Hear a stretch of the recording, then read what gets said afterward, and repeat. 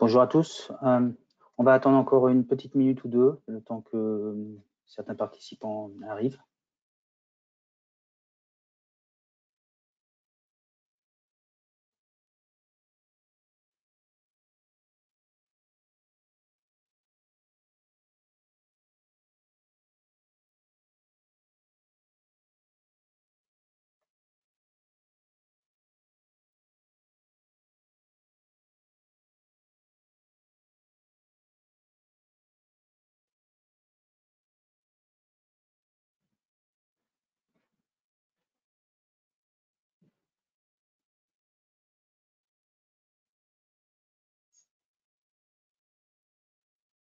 Voilà, on attend encore une petite minute et puis on va commencer.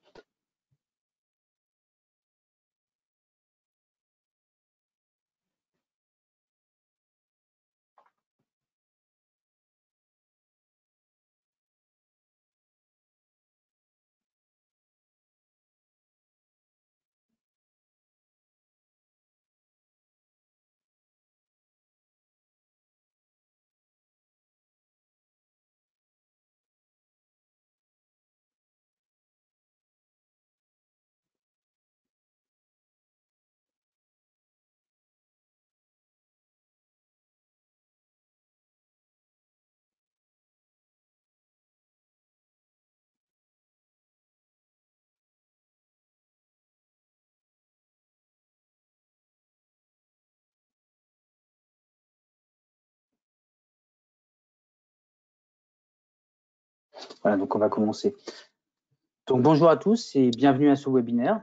Donc nous sommes ravis de vous présenter X-Rite United Power of Color, qui est un projet conjoint entre X-Rite et ses meilleurs partenaires autour d'une série de webinaires éducatifs. En tant que professionnel de la couleur, vous devez garantir la précision et la régularité des couleurs dans votre flux de travail. C'est pourquoi notre tour d'Europe des webinaires commence avec l'utilisation des méthodes de tolérance des couleurs. Ce webinaire vous est présenté en commun avec X-Rite et notre partenaire en France, la société Labomat.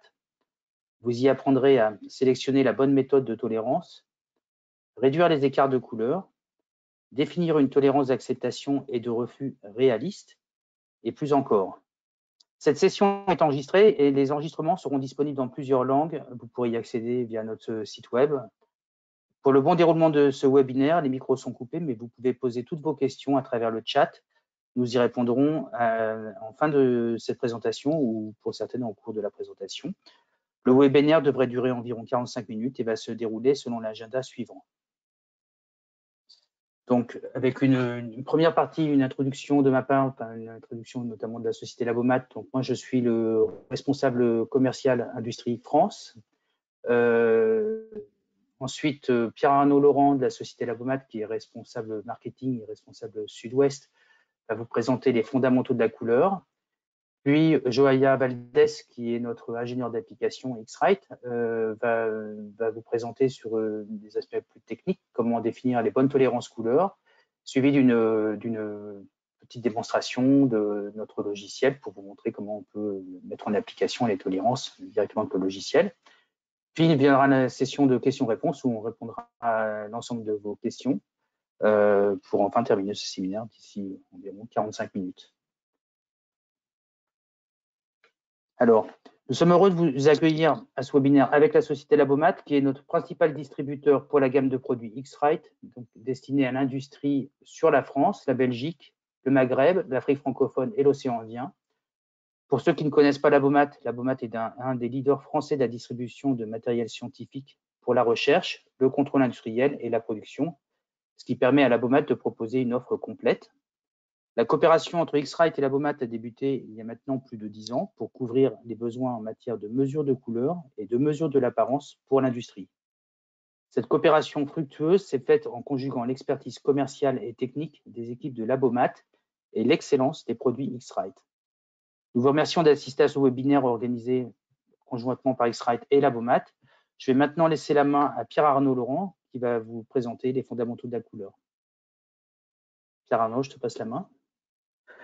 Bonjour à tous, effectivement, je me présente Pierre-Arnaud Laurent, je vais vous présenter les fondamentaux de la couleur. Quels sont les éléments à réunir pour distinguer la couleur? Tout d'abord, bien évidemment, une source lumineuse, qu'on va appeler illuminant, un objet et un récepteur qui peut être l'œil, mais également un appareil de mesure. Au niveau des sources lumineuses, percevons-nous la même couleur le matin, le midi et le soir? Voyons-nous un objet de la même couleur sous le soleil ou sous une lampe? Bien évidemment, la réponse est non. Comme vous le voyez, le citron apparaît bien jaune sous la lumière du jour, mais plutôt vert ou rouge, suivant qu'il est éclairé en bleu ou en rose. C'est pourquoi il est nécessaire de définir ce qu'on appelle des illuminants standards. Et le premier, c'est la lumière du jour. La lumière du jour, c'est la lumière du soleil à midi dans un ciel uniformément brumeux, avec la composante UV incluse. On va parler du D65 qui correspond au rayonnement d'un corps noir chauffé à 6500 degrés Kelvin et qui est communément reconnu sous nos latitudes comme la lumière du jour standardisée. Il existe également les illuminants D50 avec une lumière un peu plus rouge et D75 avec une lumière un peu plus bleue. On va citer également d'autres illuminants qui vont représenter des sources artificielles, comme par exemple le fluorescent, illuminant F, le point de vente, TL84, l'horizon, H ou UV, qui est utilisé pour mettre en évidence des azurants optiques ou des pigments fluorescents. Pour rappel, le spectre lumineux visible est entre 360 et 780 nanomètres. Ensuite, on va parler de l'observateur. La perception des couleurs se fait grâce à des bâtonnets qui sont sensibles à la lumière et qui sont situés majoritairement dans la rétine, à l'arrière de l'œil. Et également à l'aide de cônes qui sont sensibles aux couleurs, qui sont majoritairement situés dans la fovea, également à l'arrière de l'œil. Mais la réponse de l'œil dépend entre autres de la taille de l'objet qu'on observe.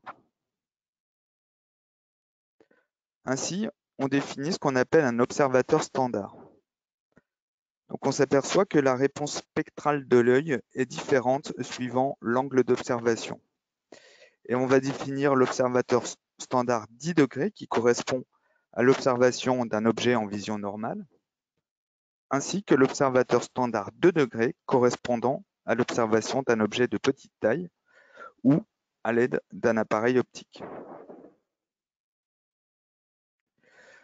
L'objet, la troisième composante, il absorbe une partie de la lumière qu'il reçoit et diffuse le reste. Pour un produit opaque, on mesure l'énergie réémise par l'objet.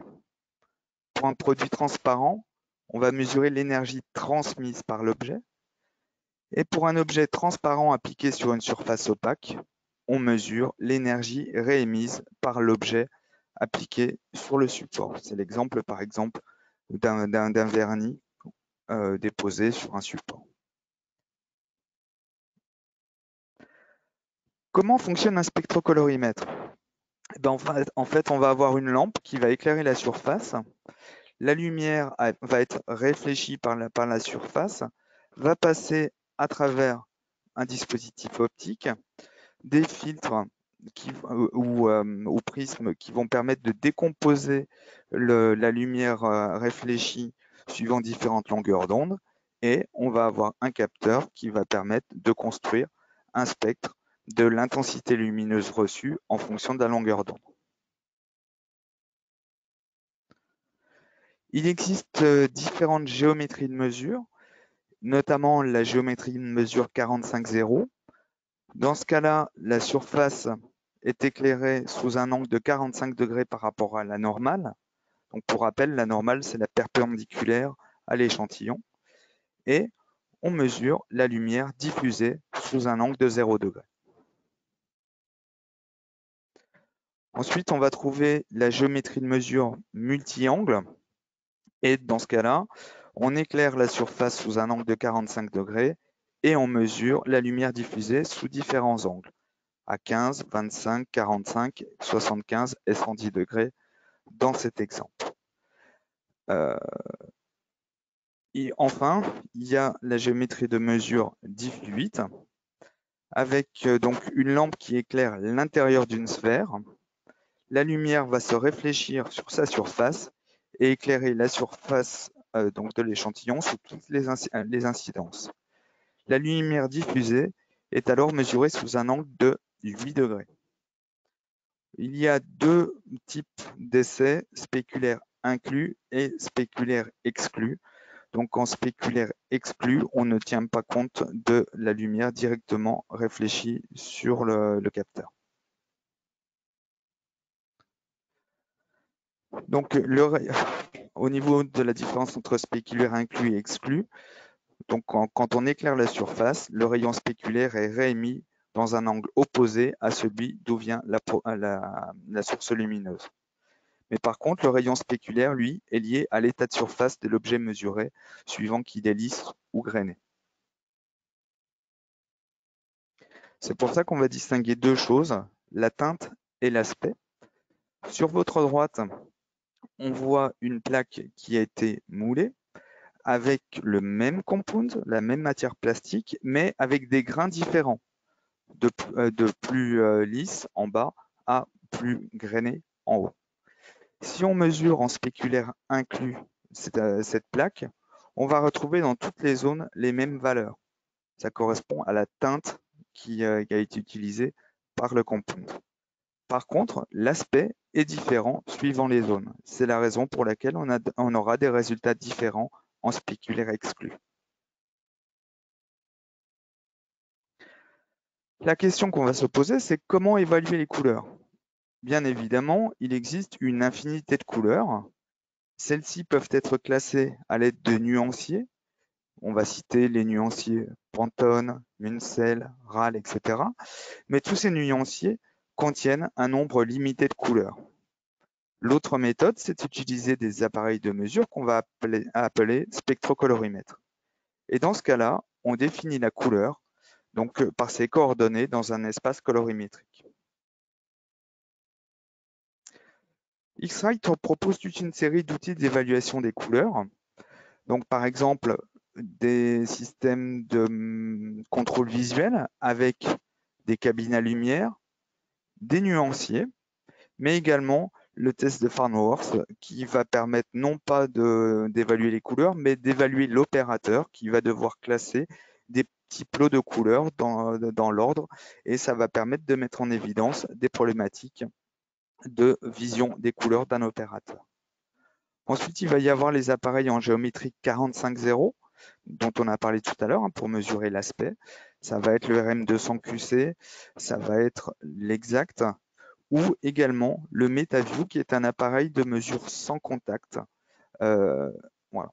Ensuite, vous avez les appareils à sphère d'intégration. C'est la série des appareils CI6X, CI60, CI62, CI64 qui travaillent à sphère d'intégration mais qui restent portables. Ensuite, on a des appareils multi-angles, EMA-T6 et autres, donc qui vont permettre de pouvoir donc mesurer sous différents angles. X-Rite propose également des appareils de laboratoire, donc comme le CI4002 qui est un appareil à sphère par réflexion, ou les appareils CI7006 et 7008 qui sont des appareils qui fonctionnent à sphère d'intégration, mais qui peuvent fonctionner soit en réflexion, soit en transmission.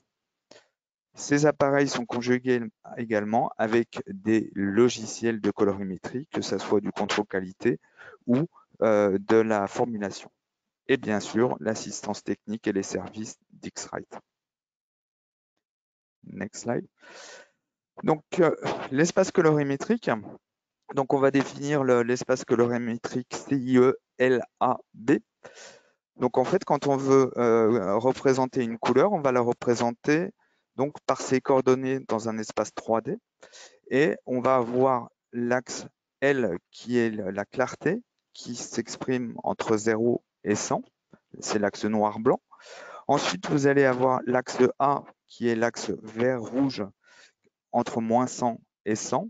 Et l'axe B qui est l'axe bleu-jaune entre moins 100 et 100. Donc, ça va permettre de positionner une couleur dans ce qu'on appelle l'espace colorimétrique. Il existe également le CIE-LCH qui est un système de représentation polaire de l'espace colorimétrique.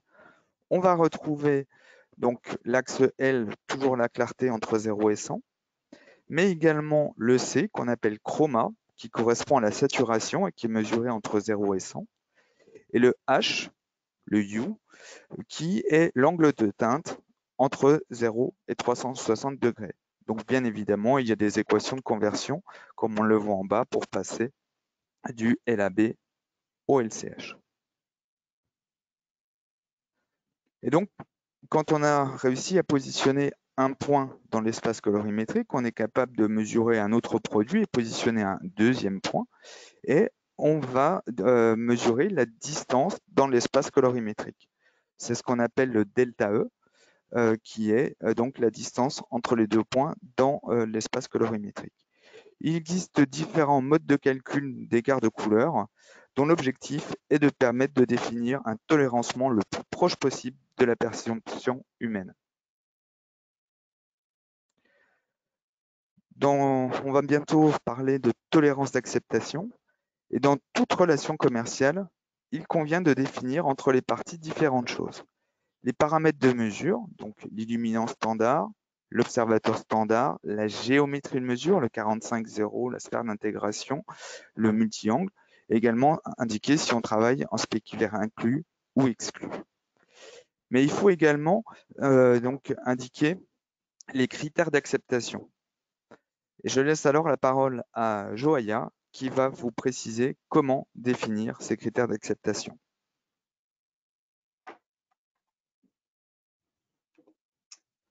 Merci Pierre-Arnaud. Bonjour et bienvenue à tout le monde. Donc, je vais expliquer comment sélectionner la bonne méthode de tolérance ou comment savoir à quel moment ma couleur est acceptable. Pour commencer, le tolérancement des couleurs peut être effectué avec une grande variété de méthodes et ça va dépendre de différents paramètres comme quel produit vous développez ou bien quelle est l'exigence de votre client. Mais automatiquement, l'accord avec le visuel est la base de tout. Nous devons être capables de valider si une couleur est correcte ou non. Donc la question est, pourquoi ne pas utiliser le visuel uniquement? Il y a en effet de bonnes raisons pour cela, dont voici un exemple. Dans cette photo, est-ce que les carrés A et B sont de la même couleur? Pour répondre à cette question, vous avez normalement un questionnaire qui s'affiche devant vous. Je vais attendre les résultats. Donc, vous devez répondre si oui ou non, vous pensez que les deux carrés A et B sont de la même couleur. Quand je parle des carrés, je parle vraiment du carré, pas juste de la lettre. Je ne sais pas si Laurence pourra me donner les résultats. Je vous laisse quelques minutes pour y répondre. Bon, je pense que pour la plupart d'entre vous, la réponse est assez facile.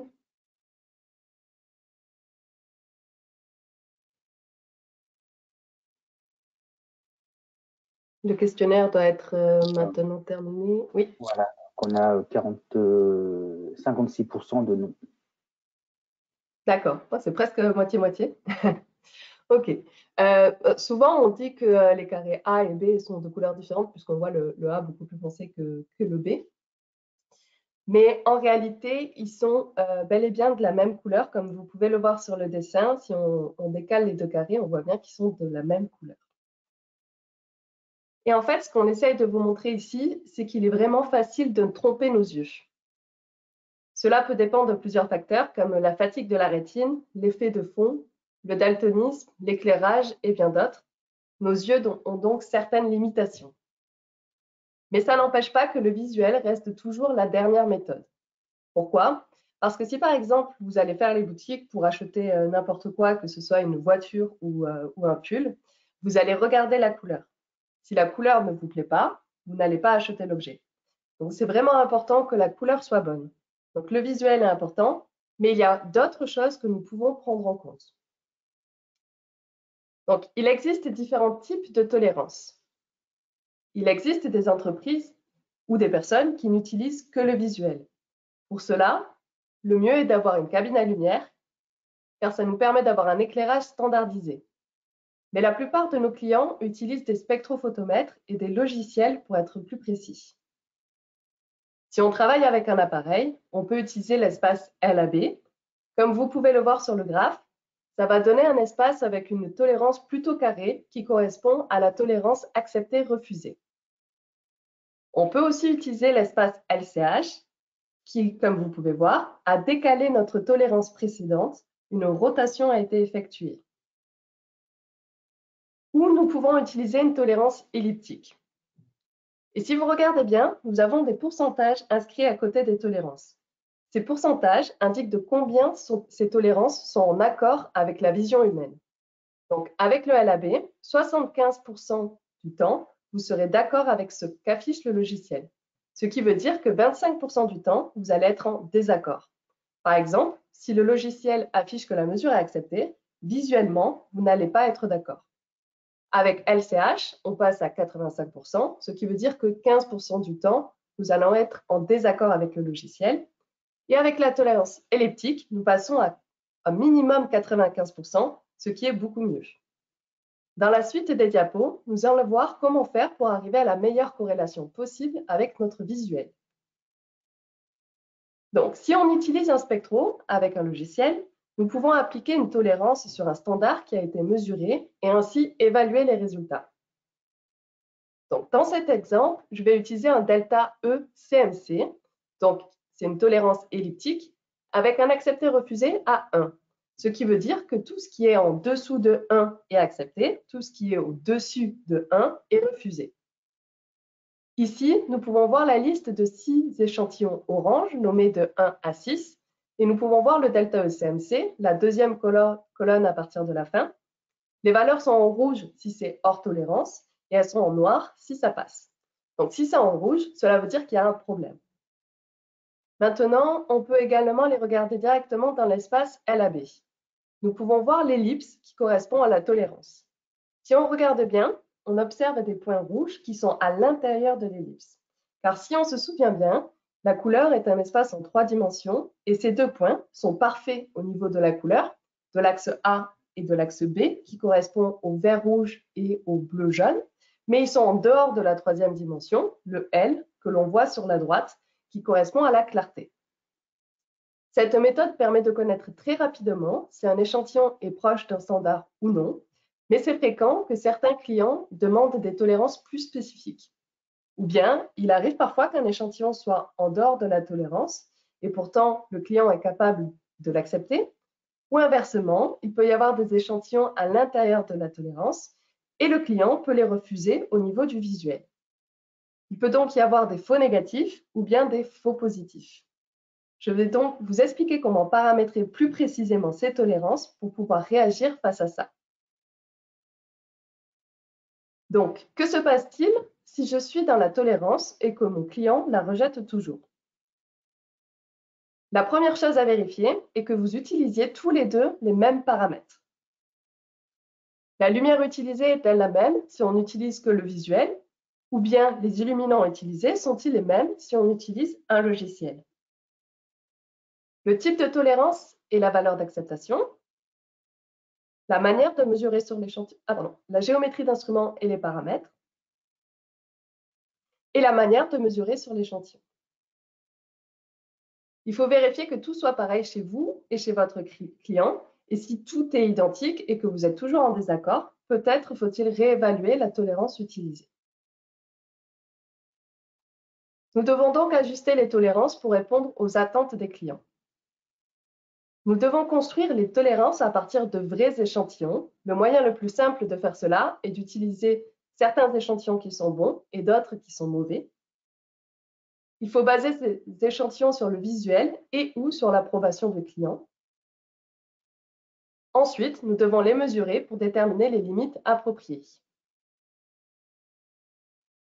Voici comment nous devons faire. Nous avons ici les 6 mêmes échantillons que précédemment. Maintenant, supposons que les échantillons 1 et 4 ont été approuvés par le client.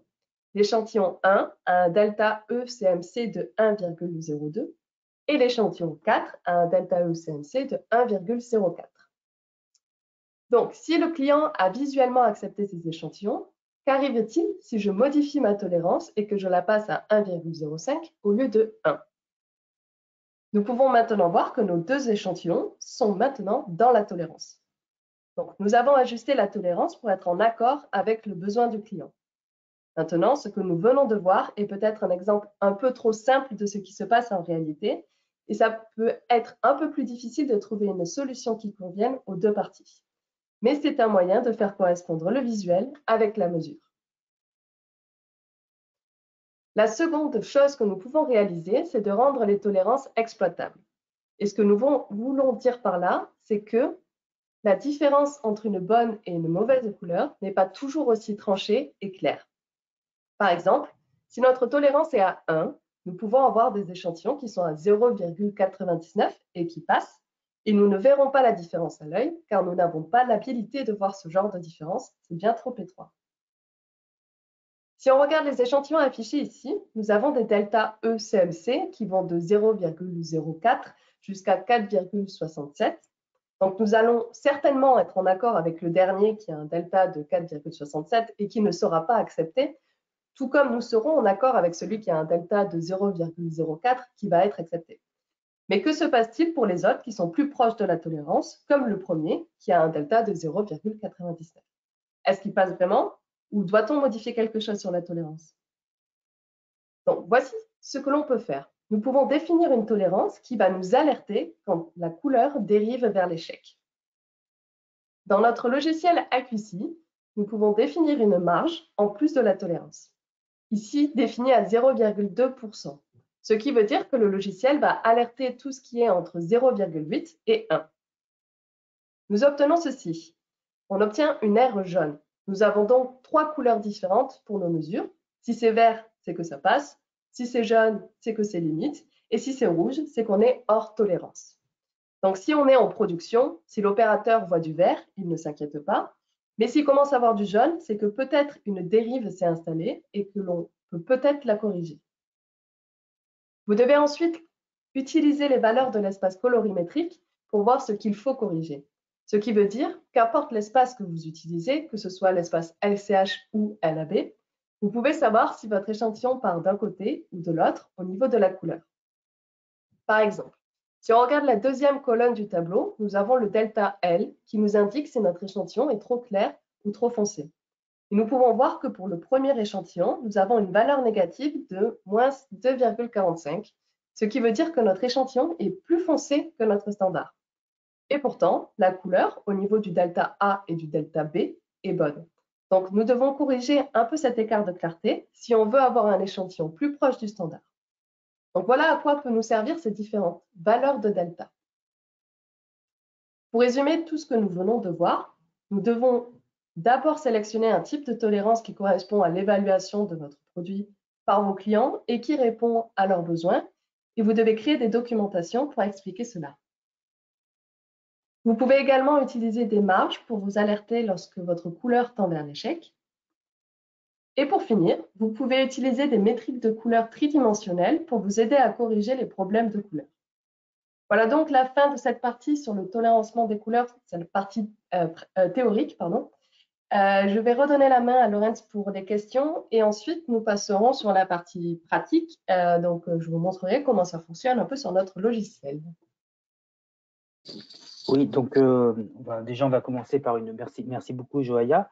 On va commencer par une petite question. C'est voilà, est-ce que vous avez déjà mis en place une méthode de tolérancement avec un instrument X-Rite?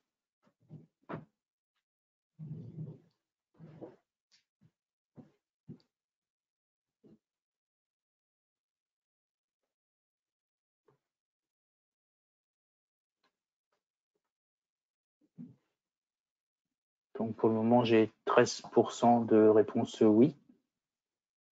D'accord, donc beaucoup de personnes utilisent nos appareils, peut-être. Là, ça a un petit peu changé maintenant. On est à 12% et 88% qui n'ont pas utilisé, D'accord. mis en place une méthode de tolérancement. Enfin, en tout cas, avec un instrument X-Rite.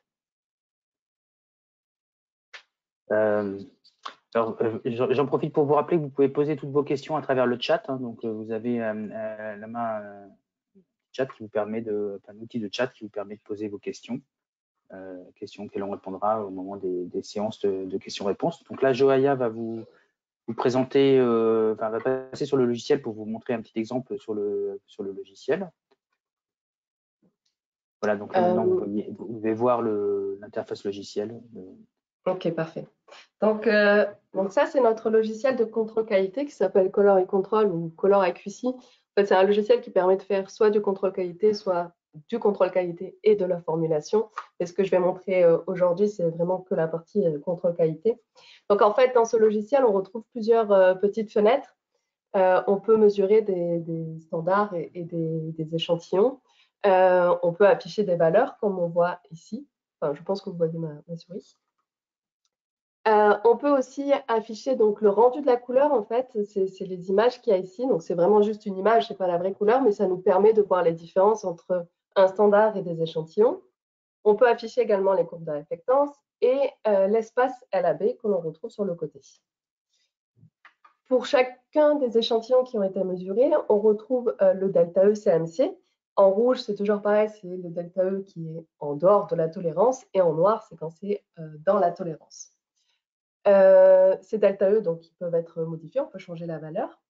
Et ce que je vais vous montrer, en fait, c'est vraiment cet espace LAB qu'on peut agrandir. Donc, vous retrouvez l'ellipse, donc par rapport au delta E CMC, donc l'ellipse d'acceptation et les différents points, donc ceux qui sont en vert, c'est ceux qui sont dans la tolérance, ceux qui sont en rouge, c'est ceux qui sont hors tolérance. Cet espace-là, on peut aussi le mettre en 3 dimensions, ce qui permet de voir un peu mieux où sont placés nos points. Donc, on voit ici qu'on a bien une mesure qui est à chaque axe, en fait, de notre espace. Ce que l'on peut faire aussi, si je remets en 2D, c'est qu'on peut ajouter d'autres tolérances. Donc ici, c'est la tolérance elliptique, mais si on veut, on peut ajouter la tolérance LAB ou la tolérance LCH. Donc la tolérance LAB, si vous vous souvenez, c'était en forme de carré, comme on voit ici. Donc elle est à l'intérieur de notre ellipse. Et la tolérance LCH, elle est un peu tournée par rapport à la tolérance LAB. Donc l'elliptique, c'est la grande, la tolérance LAB, c'est la verte qu'on a ici, et la tolérance LCH, c'est la orange qu'on a ici. Maintenant, si je reviens à l'écran d'avant, je vais juste enlever mes tolérances pour pas que ça perturbe, donc je laisse que la tolérance elliptique. Donc si vous vous souvenez, j'ai parlé des marges que l'on peut mettre. Donc en fait, ici, le delta E, il est fixé à 1. On peut le modifier et on peut mettre une marge. Par exemple, donc, il était à 1. Si maintenant, je le mets à 1,05, par exemple, vous allez voir que l'échantillon 1 et le 4 va être accepté. Hop. Donc, voilà. Là, vous voyez, les échantillons 1 et 4 sont passés du rouge au vert. Maintenant, on peut aussi mettre une marge, puisque là, on a juste un seul cercle qui est pour l'ellipse. Je peux mettre une marge à 0,2, un peu comme tout à l'heure. Et là, on retrouve notre espace qui est jaune. Donc, ça nous permet de bien voir si nos points sont dans la limite ou pas. Et pour chaque échantillon, on peut faire un double clic sur un et voir où est-ce qu'il se situe en fait dans les différentes fenêtres. Donc, par exemple, mon échantillon 3, on voit qu'il est accepté parce que son delta E est de 0,99, mais on voit qu'il est un peu limite au niveau du A et du B puisqu'il est dans la marge, mais par contre, il est très bien au niveau de la clarté. Donc voilà, ça c'était la présentation pour la partie pratique. Je retourne donc vers Laurence pour voir s'il y a des questions qui sont arrivées ou pas depuis. Oui, alors on a une première question qui est de pouvez-vous réexpliquer le spéculaire exclu? Donc voilà, expliquer ce qu'est le spéculaire exclu et ce que ça permet de mesurer. Pierre Arnaud, tu veux le faire? Je te remets sur la slide. Ici. Donc, en spéculaire inclus, on mesure la teinte, c'est-à-dire la couleur indépendamment de l'état de surface du support, alors qu'en spéculaire exclu, on va tenir compte de l'aspect. Si on prend par exemple une peinture qu'on applique sur une surface très lisse ou très rugueuse, l'aspect visuel va être différent. Tout simplement parce que la lumière va se réfléchir différemment suivant qu'on a une surface qui est donc très lisse ou très rugueuse. Donc j'espère que j'ai répondu un peu à la question entre spéculaire inclus et exclu. Mais si on s'intéresse vraiment à la teinte, il faut travailler en spéculaire inclus et plutôt à l'aspect final, donc travailler en spéculaire exclu. Peut-être que Joaya aura des compléments, des explications à redonner. Oui, bon, enfin, rapidement. Non, en fait, on a, nous, dans nos produits X-Rite, on a une petite pochette avec des exercices qui sont assez pratiques et dedans, on a des échantillons noirs. Il y en a 5 différents, donc c'est des échantillons noirs de brillances différentes, donc un très mat, un très brillant et après, ça évolue progressivement. Et en fait, le spéculaire inclus, quand on va les mesurer, va vous dire qu'en fait, ces noirs sont de la même couleur, mais ce qui change, c'est la brillance. Et par contre, en spéculaire exclu, vu que visuellement, vous les voyez différemment, ça va vous dire qu'en fait, pour le spéculaire exclu, la couleur est différente. Donc ça, c'est des petits échantillons que vous pouvez retrouver dans nos produits si jamais ça vous intéresse pour un peu mieux comprendre. Voilà, donc j'ai d'autres questions. Donc, enfin, vous pouvez poser, enfin, allez-y, n'hésitez pas, vous pouvez poser toutes vos questions. Donc, c'est une occasion unique là, de pouvoir échanger avec nos partenaires. Voilà, donc une des questions, c'est pourquoi est-ce qu'on voit la couleur, on ne voit pas la même couleur sur l'exemple avec le damier? Alors, j'y reviens dessus pour vous expliquer. Donc en fait, ici, c'est une illusion d'optique qu'on a tout simplement. Notre cerveau, il pense que c'est un objet qui est en 3 dimensions où on retrouve, je ne sais pas si vous voyez ma souris, mais on retrouve un objet. On a l'impression qu'il est éclairé d'un côté, donc du côté droit, par une source lumineuse et qu'il y a une ombre qui se déporte sur un échiquier, puisqu'on reconnaît la couleur d'un échiquier. Mais en réalité, ce n'est pas un objet qui est en 3 dimensions, c'est un artiste qui a dessiné quelque chose en 2 dimensions, donc c'est juste un dessin. Et c'est cet effet d'ombre qui perturbe notre cerveau et on pense que c'est des couleurs qui sont différentes, mais en réalité, c'est exactement la même. Donc, c'est vraiment l'environnement qui perturbe notre cerveau. C'est pour ça qu'il faut faire attention aux effets de fond. Donc, c'est ce qui avait marqué juste après, puisque c'est ça qui peut perturber donc notre œil et notre cerveau. Bon, merci Joël. J'ai encore une autre question, c'est est-ce qu'on peut faire des tolérances avec tous les instruments X-Rite, enfin, tous ceux qui ont été présentés?